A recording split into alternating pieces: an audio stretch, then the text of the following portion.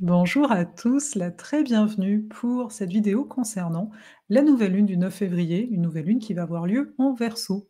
J'espère que vous allez bien en ce nouveau cycle, en ce nouvel enseignement. On pourrait voir ça comme ça, à chaque fois qu'on a un nouveau cycle finalement solilunaire, moi je vois ça comme ça, comme une nouvelle aventure qui se présente à nous. Je vous fais cette vidéo en étant, j'espère que mon son est bon, en étant un petit peu fatiguée. Voilà, je vous en parle aussi dans les énergies de la semaine qui, sont assez courtes, de la semaine concernant cette, nouvelle lune, simplement parce que c'est vrai et je pense qu'à un moment, c'est bien aussi, de partager ce qu'il en est, hein. On n'est pas là pour prendre des masques, on est là pour être, qui l'on est complètement, le plus complètement possible. D'autant plus avec une nouvelle lune en Verseau. On va découvrir la carte ensemble et puis dans un second temps, je lirai le degré Sabian comme vous en avez l'habitude. Alors juste par ici, je n'ai pas préparé tout comme il faut. D'habitude, hop là, c'est juste un petit clic, mais là, ça va aller vite. Vous n'hésiterez pas aussi en commentaire à me dire comment... attendez, je vais grossir la carte pour vous.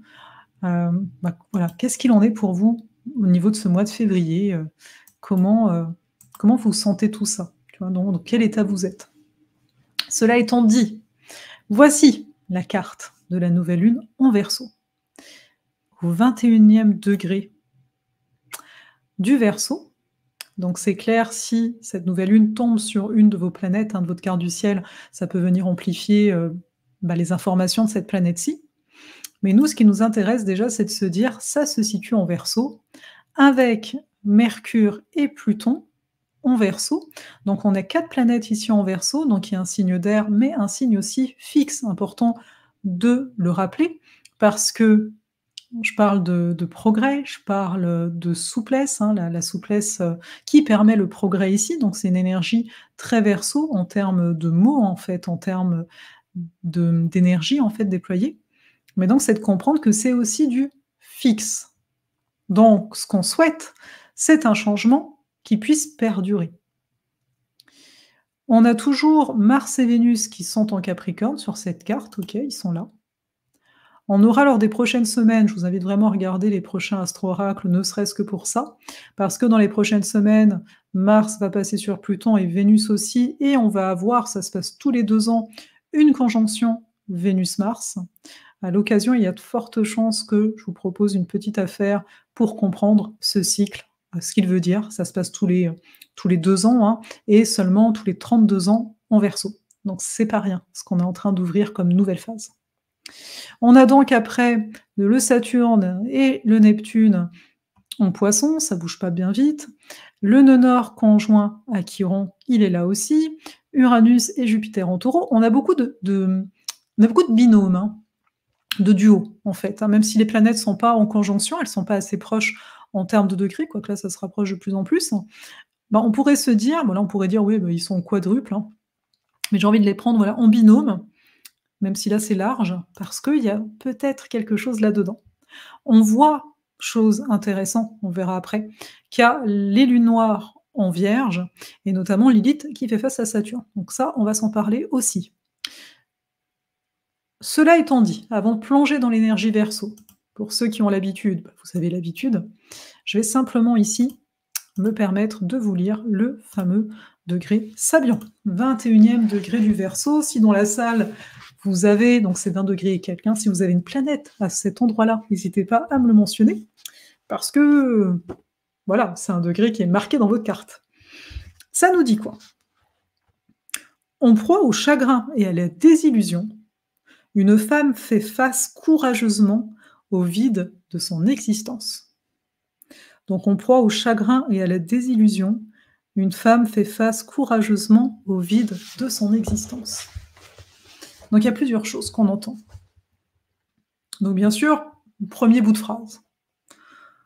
En proie. Alors c'est intéressant le terme de proie, même si on sait comment c'est utilisé dans la phrase, parce que ça nous ramène à une posture de victime. Donc on proie au chagrin et à la désillusion, victime de son chagrin et de sa désillusion. Donc le chagrin, la désillusion, ce terme-là me fait penser fortement à Neptune. Voilà, on a cru en quelque chose, et la notion de victime aussi d'ailleurs. On a cru en quelque chose et voilà et non, on voit que c'est pas du tout ça la réalité. Et puis la deuxième partie, hein, une femme fait face courageusement.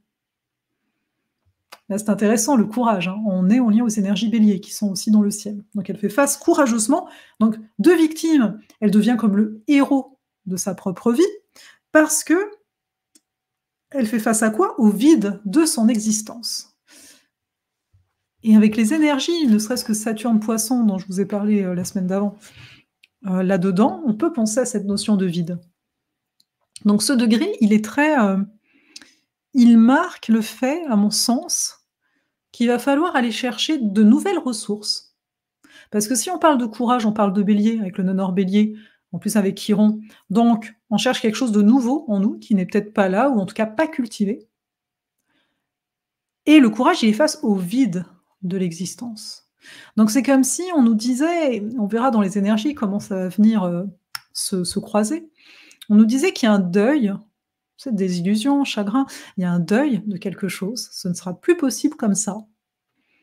Tu ne vois pas trop où tu t'en vas, le vide. On sait que le vide, il est plein, donc c'est très Poisson, hein. Voilà, il y a rien, en même temps il y a tout. Mais on y fait face et avec courage. Et encore une fois, pour moi, ce courage vient avec une forme de il y a une souplesse à adopter. C'est comme si on nous disait: «Bah, tu peux continuer à pleurer sur quelque chose, à te dire: "Mais c'est ça, comme ça que je le voulais"», ou bien tu te dis: «Bon, bah, tu me changes quelque chose là, tu vois bien. Il va falloir apprendre à moduler ça». Tu vas pas pouvoir, vu qu'il y a un vide d'existence, mais que, ben, tu semble-t-il, tu vas pas aller te tuer là, donc semble-t-il que tu es ici et maintenant avec nous tous. Donc comment, tu sais, quel moteur tu vas aller chercher? Quel désir?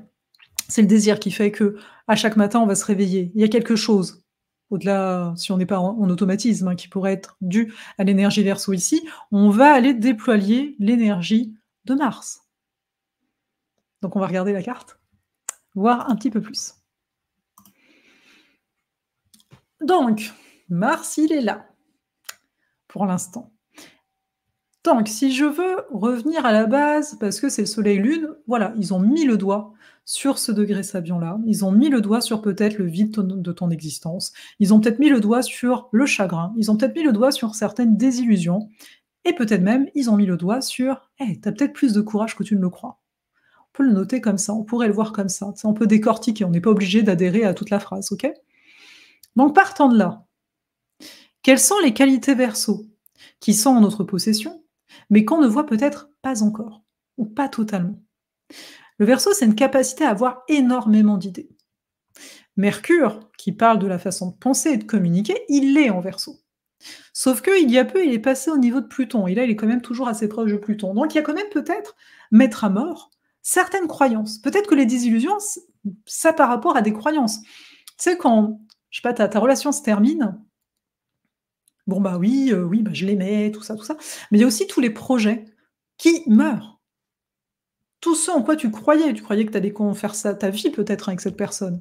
Et là, tout ça, ça meurt. Donc il y a une acceptation de cette affaire-là, en gardant conscience que s'il y a du courage, il y a du bélier, s'il y a du bélier, il y a aussi des idées. Il y a une initiation et on va le voir après, il faut aller voir notre moteur, le Mars, qu'est-ce qu'il nous dit? Mais déjà de base, c'est de se dire: «Il y a des idées». Mercure, c'est le maître ésotérique du bélier. Donc il nous parle bien de ce premier élan quelque part, ce premier, j'ai envie de dire jet intérieur, c'est un peu bizarre. Mais bon, en termes de pensée, voilà, qui est là et qui se retrouve en plus en Verseau, donc il dit: «Attends, sois plus stratégique envers toi-même». Mercure Verseau, conjoint Pluton. Creuse un peu plus en toi-même. Qu'est-ce qui peut émerger si tu creuses? Qu'est-ce qui peut émerger si tu te mets à rechercher de nouvelles technologies, dépendant de la problématique? De nouveaux groupes? On est quand même en Verseau. Qu'est-ce que tu peux innover? Elle est où l'innovation? Et avec ce nœud nord qui est conjoint Chiron, elle est où ton audace? Dans quoi tu oses et dans quoi tu n'oses pas? Et si tu te retrouves face à une désillusion, face à un deuil, et cetera, comment tu peux innover? Le nœud nord bélier ici, il nous dit bien: «Hey, tu vas devoir compter sur toi». Et cette phrase, cette même phrase, hein, je peux le dire en mode: «Je vais compter sur moi», tu sais? Encore une fois, je vais compter sur moi, comme d'habitude. Ou je peux dire: «Hey, je vais compter sur moi». Mais compter en mode, je m'alourdis pas là. Je me dis: «Mais ouais, je vais avoir des idées. Ouais, j'ai des idées. Ouais, c'est peut-être ça me paraît peut-être Mercure Pluton, ça me paraît peut-être un peu compliqué, mais en fait, est-ce que c'est pas possible? Ah ouais, c'est peut-être possible, hein, le Bélier, il est là: «Tiens, si on se mettait ce défi-là?» Et pour aller au niveau de ce défi-là, il faut déjà admettre qu'il y a peut-être une blessure. Il faut peut-être admettre que, oui, tu trouves ça injuste. Tu trouves ça injuste que toi, dans la situation actuelle, tu dois aller trouver de nouvelles solutions. Parce que le vide, Saturne Poisson. Parce que autour de toi, les repères que tu as habituellement, les autorités qui sont autour de toi, elles t'apportent rien. Et peut-être même qu'elles t'apportent le chaos, c'est-à-dire encore moins que rien. Elles te elles te provoquent, des problèmes.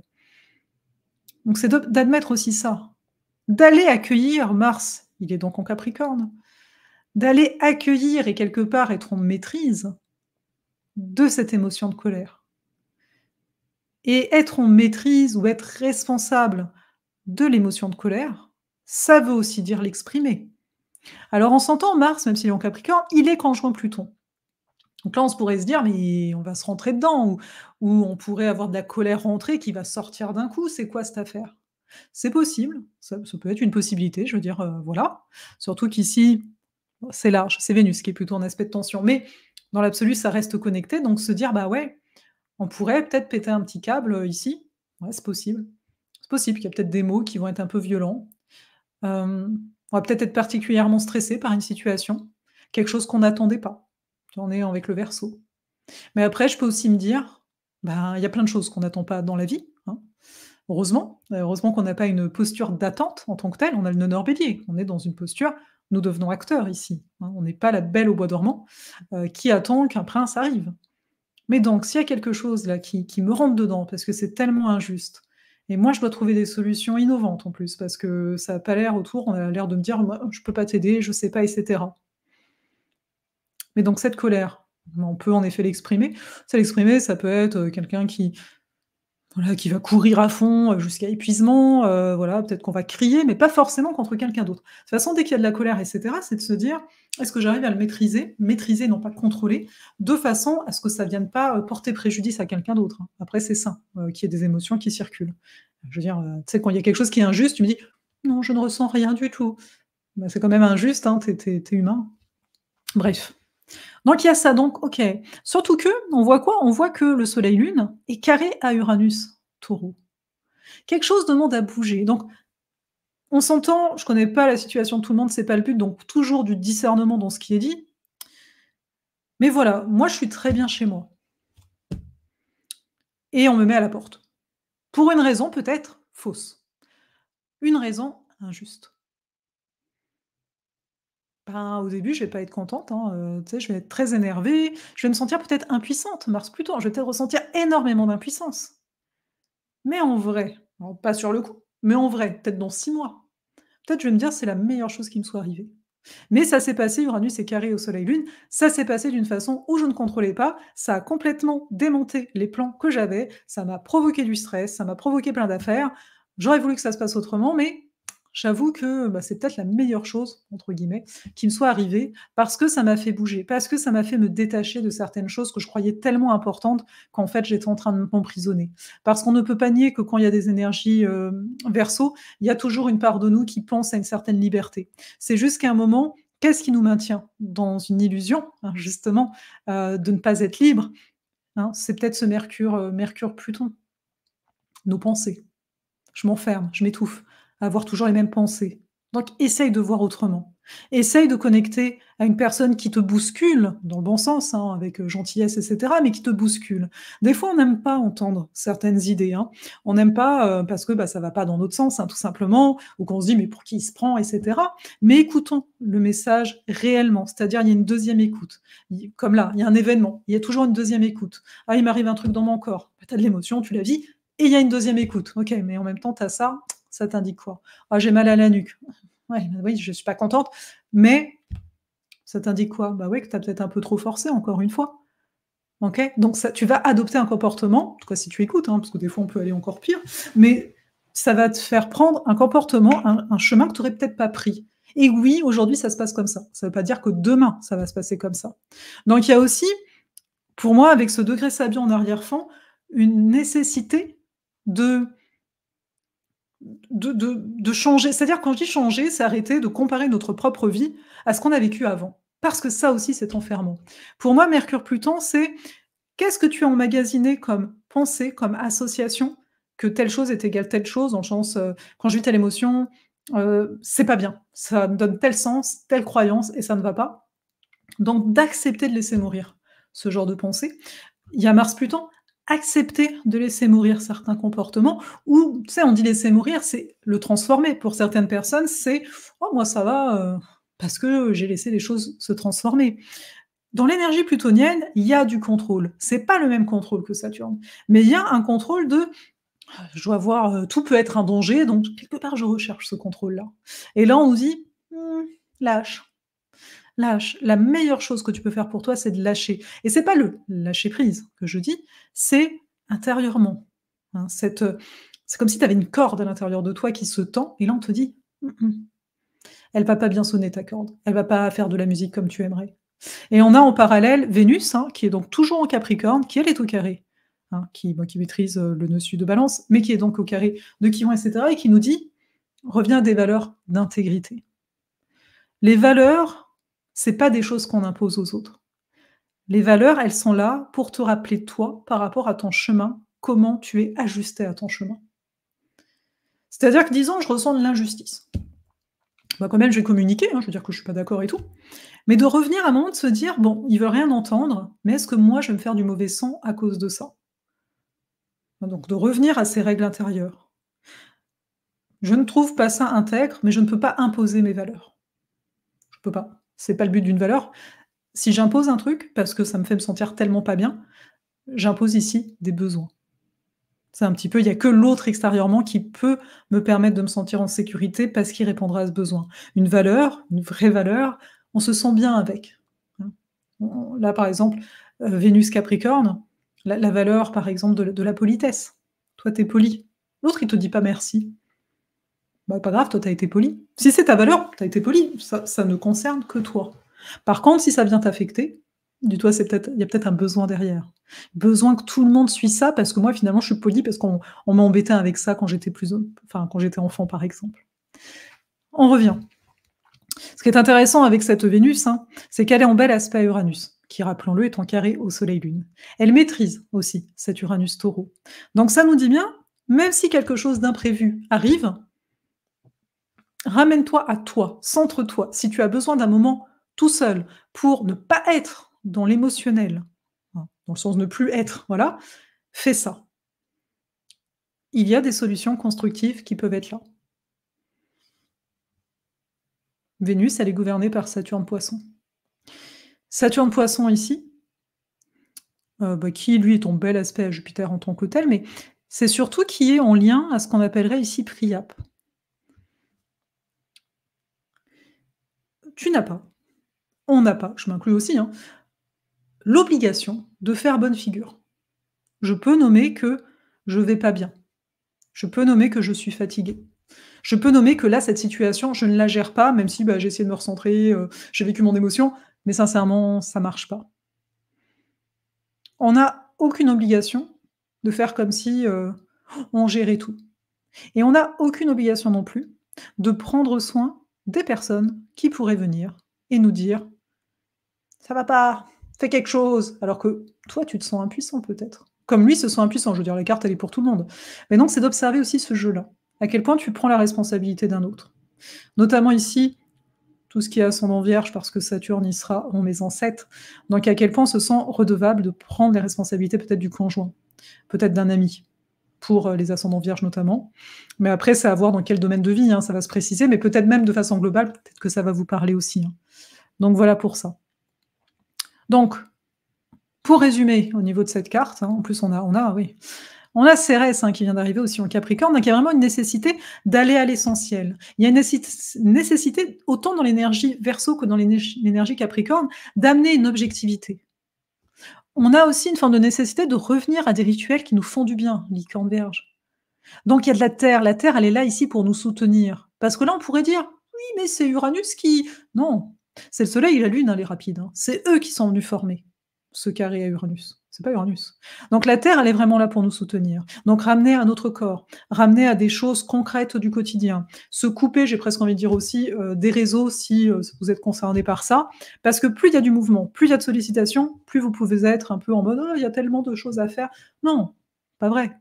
C'est parce que tu te connectes toujours. Je parle ici en termes de comment tu utilises ton temps, en fait, en tant que tel. C'est Saturne Poisson, je me perds là, je sais pas, oui, c'est vrai, j'ai ouvert le téléphone, ça fait 30 minutes que je suis en train de regarder des affaires qui ne me nourrissent même pas ici. Parce qu'ici, ce qui va nous nourrir, c'est de parvenir à nous respecter, à être objectif et à se dire: «Hey, j'ai une vision pour plus tard». Il y a une vision qui commence à s'inscrire. Je sais pas exactement si la vision elle est bonne ou pas, carré Uranus, dans le sens, voilà, une forme d'instabilité. Il peut y avoir une forme de stress de fond, mais bon, ça je pense que vous l'avez compris. Mais c'est ça qui va me nourrir, de construire ma vision, même si je ne maîtrise pas tout. Encore plus si je ne maîtrise pas tout. Voici ce que je peux vous dire sur cette lune. Sur cette nouvelle lune, n'hésitez pas à me dire comment ça vous parle. On va bien voir, hein, comment les choses vont s'articuler, hein, comme d'habitude.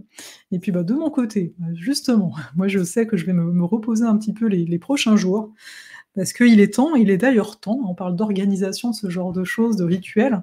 Je sais que j'ai voilà, personnellement, je vais agir là-dessus, je vais pas tout détailler, ça servirait pas à grand chose.